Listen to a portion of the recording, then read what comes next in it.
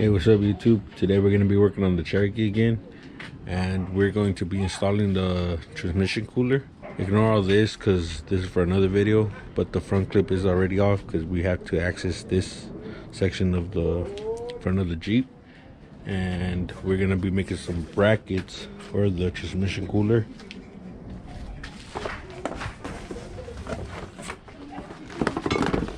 This is the cooler that we went with. This is part number 13614, and it comes with this. We already took it out of the package because we wanted to check it out before we started installing the cooler. So this is some hose, and then inside there's the transmission cooler, and there was a fitting in here. I'll show you guys right now. Well, hold on, let me tell you guys how we're gonna fit this on here. It's gonna sit on here sideways like this, maybe a little bit to the left, to the right. So we're gonna make a bracket from that point right there to somewhere up here, maybe like right there. And the hoses are gonna be running this way through here and into the transmission line that we already cut. They are right there somewhere. Oh, right there. So we decided to put it sideways because we've seen on a couple of websites it's best to put it sideways or upside down, because if you put it facing up, like let's say if we were to put it like this, you could create an air bubble up here in this section, and we don't want that. So we're gonna put it sideways, hopefully get all the air out. We're gonna use this leftover flat aluminum piece that we used for the Toyota pickup camper, and we're gonna cut two sections off. And the plan is to bolt one end of the flat stock right here and here, run it up, and then right here make a 90-degree bend, and then run some bolts from here. And that way we'll have some solid mounts, and then just bolt the transmission cooler to that, and then we can just run the lines, and then that's it. Top it off, and we should be good. So I'm gonna go ahead and start cutting this. Cut there and there. These are like 18-inch strips that we marked up already. All right, so we got these bent. We just used the vise, the bench vise, and we bent them. So we're gonna drill two holes. Gonna mock it up right here real quick, and we're going to try to make it straight. So we're gonna figure out where the holes need to be. Hopefully be able to drill all 4 holes to mount these pieces, and then we'll go ahead and mount the transmission cooler, so we can figure out where those bolts have to go. So it's still, let me see. So it's not perfect. We might need to make another bend, possibly just open up the top a little bit, because it is hitting right here, right at the edge. All right, so we got the strip in, but we just can't get that screwed through. We are gonna put some self-tapping screws, well, at least on this side, just because the steering box is on the back side of that. So it's gonna be hard to miss the steering box with the bolt.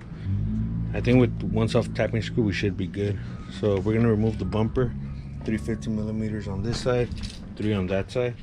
We got the screw in. We try to get this as leveled as possible, and we mark 2 dots where we want the bolts to be.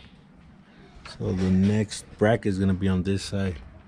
We're gonna come pretty close to this, like maybe like right there. We got the cooler where we want it, so it's gonna go like that. And we're gonna paint these aluminum things black so you won't be able to see them. Well, at least not be able to see them too much. And What else? Oh, we're actually gonna use bolts through this instead of those self-tapping screws. I was checking on this side through the back, and you could actually get a nut on the back side. So we're gonna do that, but that'll be after we paint the whole thing. And we have to drill these holes out as well. So we're gonna pull these out, drill the holes, paint the brackets, then put them on for the last time with some blue Loctite, and also bolt this up.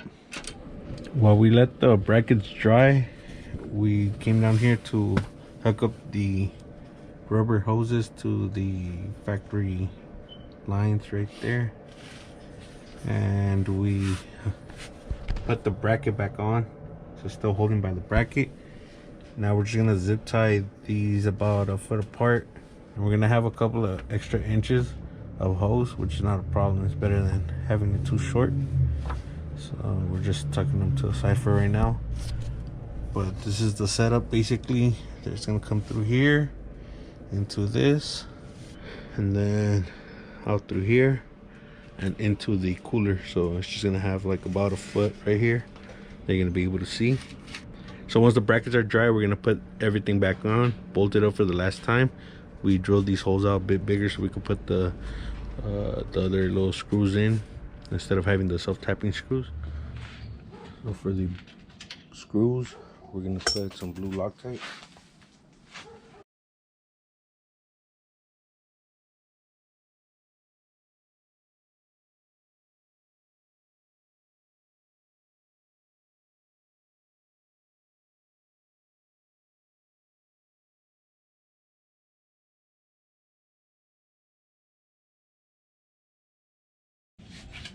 These are the bolts that we're gonna use for the cooler to mount to the brackets.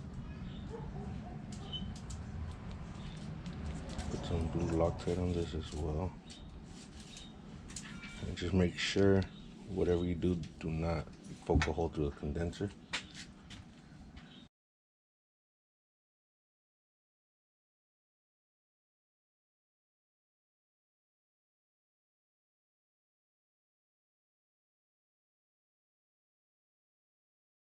Alright, so with the cooler mounted, we have to figure out which one is the hot side and which one is the cool side, or return line for the transmission. So we got underneath and we figured out that this one was the hot side. So we're gonna bring it up and kind of route it to where we want it. About there. Yeah, I think it should be fine. Still has transmission fluid, so we're gonna grab something to cap it off. We decided to leave the other hose aside for now, the hot side. So we're gonna work on the cool side, and we got extra 4 feet of 3/8 hose. Make sure it's for transmission fluid. So we're gonna route this one right about there. That's cool. A little bit of slack right here. Yeah, that should be fine. So we're gonna take a blade. Let's see, yeah, because we don't want too much slack. We just want a little bit of extra hose. So I think that's fine right there. With a sharp blade, careful, just slice straight through it.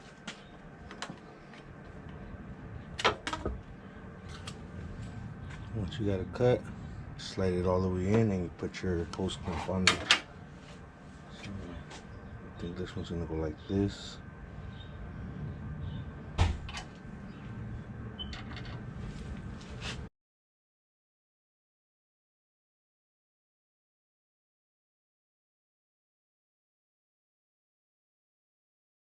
Now the second hose, we're going to zip tie it to this one. You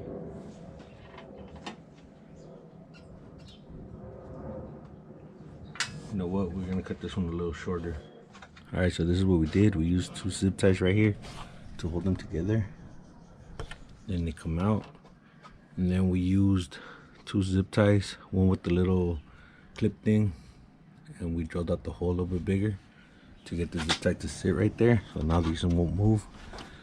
They do come in contact with the body, but this is round, so I don't think it's gonna damage it. And then the other zip tie to keep them together. Then they come up, The hot side is up here. The cool side, return side, is right here. So now we're ready to put the bumper and the front clip back on. And I don't think it looks too bad, to be honest. But let me put all this back on and then we'll see how it looks with the front clip back on. We ran into a little issue. The grill won't go back on because it hits right there. So we would have to cut all of this off, well, at least up to here. A big section from here to like about there. Cut this section off, and then we would lose this mounting point for the grill. All right, so we just got back from Advanced Auto Parts store and we picked up this cooler. We were gonna cut the grill, we just didn't want to cut the grill, so we just decided to go check out other coolers, and we came back with this one. So this one, as you could tell, it is way thinner. It's probably like half of the size, half of the thickness of this one. See right there. The only thing is that it is wider. It's like about 1.5 inches wider. But we mocked it up. We put the grill on and everything, and it works without cutting. The only thing is that that 1.5 inches or so is gonna stick out down here. And we have to re-drill these holes. So this one, there's another one right there, you can pretty see it, and this one. And then we'll bolt that up, hook up the lines. It sucks that we couldn't run this big one, but oh well. We just really don't want to cut the grill. So we're gonna go with this one, and it's a Hayden transmission cooler. So let me hook this up real quick and then I'll put you guys back on. Real quick before we put the grill, we had to notch right here. It's still kind of tight on this side. It's just a little bit, but we're just gonna leave it like that. We don't want to cut too much off because then it starts breaking. We're not cutting it with the grinder. Now we're able to fit the grill. That's all you're gonna be able to see, just this hose and then the bolts and stuff. But hopefully the grill fits without an issue. Let's see, it's right here.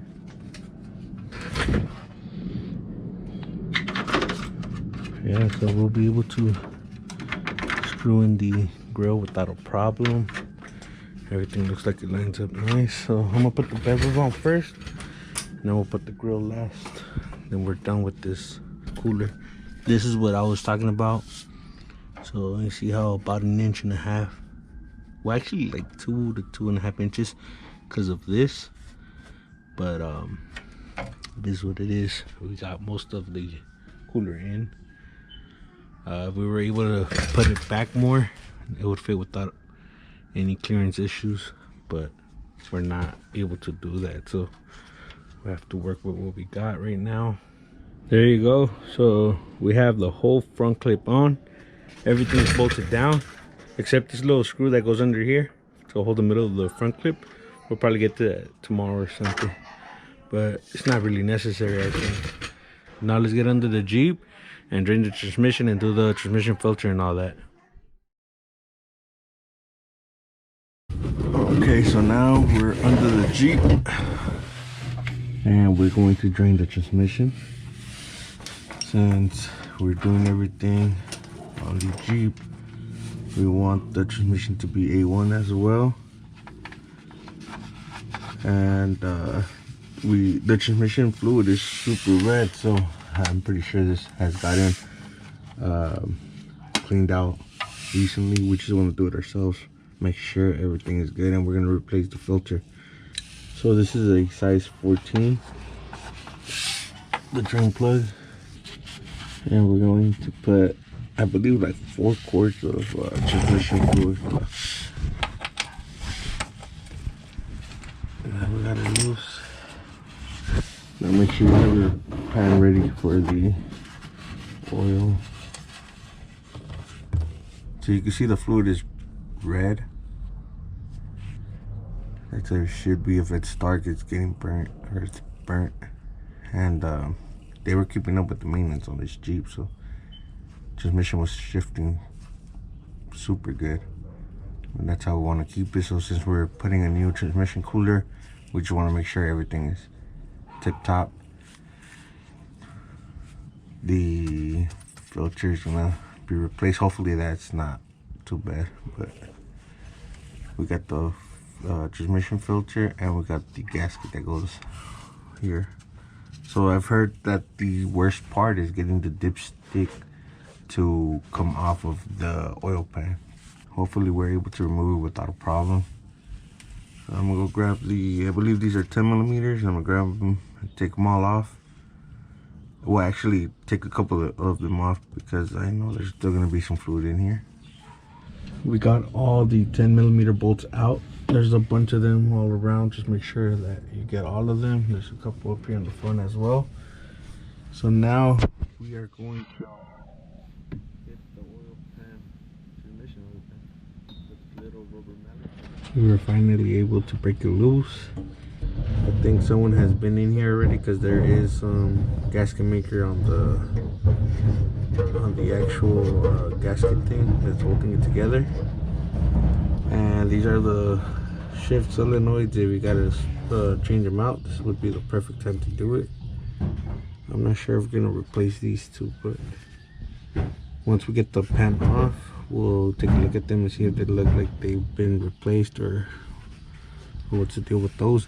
I'm gonna try to reach in here and get the magnets right now so I can show you guys if there's any metal shavings. Okay, so this is one magnet. There's two in there, and it doesn't look too bad. So we're just gonna wipe it down and put it back where it goes.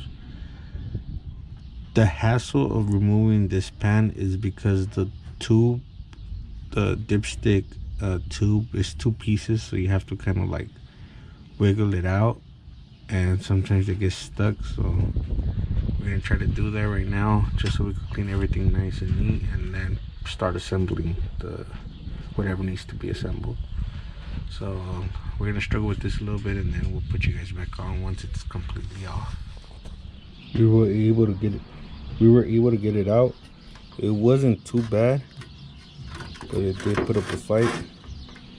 So this is the old gasket.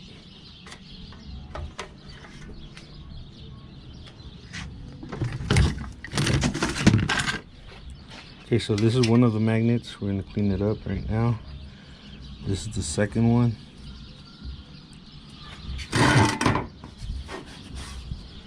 Right here. This one looks a little more dirty than the first one, just a tiny bit. It's not super bad though. So we're going to clean all this up.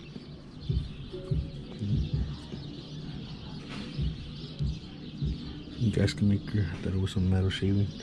But we're gonna go ahead and clean all this up as much as possible, and then these meeting surfaces have to be clean as well. We might hit it with the wire wheel or something just to make it a little faster. We got the pan all cleaned up. We hit it with the wire wheel. We just went around. We got the pan all cleaned up. We hit it with the wire wheel all around, getting the old gasket maker off. And now we're gonna get underneath the Jeep and remove the filter. Before we install the pan, we are gonna spray it one more time with brake cleaner. We sprayed the inside of this as well to get anything that was in there. So let's get underneath the Jeep and remove the filter. Okay, so this is the front of the Jeep, and there is 4 bolts. So there's 1, 2, 3, and 4. They are 10 millimeters. So I'm gonna go ahead and remove all 4 of them, and then we should be able to pull down the filter. This is the old filter, and it comes with this little gasket, so make sure you remove this gasket when you pull the filter off. There is a little bit of stuff right there. Oh shit, let's grab something real quick. So there's actually 2 gaskets. There's this one that goes here, it's a circle one, and then there's this one that goes on this side right here. And I don't know how you could tell if these have been replaced or not, but let's pull out the new one that we're gonna install. This is the one that we got from Rock Auto. It's from Wix Filter, and it is part number 58936. It also comes with 2 gaskets. These cork gaskets, is one there and one here. Might be the same thing as the one that was removed. Might be the same filter. There isn't anything on it, like any numbers or anything, so I don't know, but oh, actually there is something here made in Taiwan. The other one, yeah, the other ones that have it. There's only a D12 on this one, and there's no D12 on the new one. So we're just gonna go ahead and put the 10mm bolts, all 4 of them. So these filter bolts are torqued down to 7 foot-pounds. Okay, so this is from the front of the Jeep. That's the rear end. So we came in here, we installed the filter. We torqued those to 84 inch-pounds. And we're cleaning up the surface right there with the blade. Just be real careful not to do any deep scratches on that. So we're gonna finish cleaning the back side of it. And one thing I forgot to mention, when we took off the pan, there's always trouble with this dipstick because it gets stuck onto the pan and it's hard to like take them apart. So what we did is, when the pan was hanging low right here, we came in from right here from the front and we started wiggling it, and it actually came off. It wasn't that bad, but a lot of people I've seen struggle with this. Of course, if you have rust, then it is gonna be a problem, but there's no rust on this Jeep, so it came off pretty easy.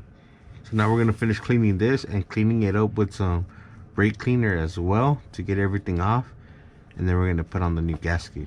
This is the part number, TOS 186D5 from Felpro. And we'll also spray this down one last time.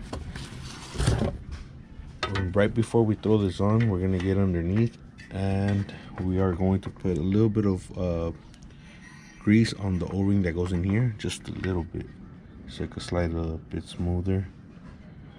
So we're gonna start off by putting 4 bolts through the pan and the gasket, and hopefully hold it in place.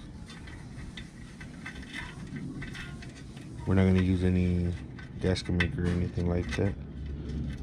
So I'm gonna finish doing this and then I'll throw the pan on. It's kind of hard to get the camera underneath on the tripod, and I have to do this with 2 hands, so I'm not gonna record the process of putting this back on. We just got back from AutoZone, picked up some transmission fluid. This is what we're gonna be running. So we're gonna use this. They didn't have the bigger bottles of, well, the 5-quart gallons of the other brand, so I think it was, I forgot what brand, but I'm gonna be using this. It's pretty expensive. It's like 11 bucks each quart, and we're gonna need like 5 or 6 of them since we have the cooler.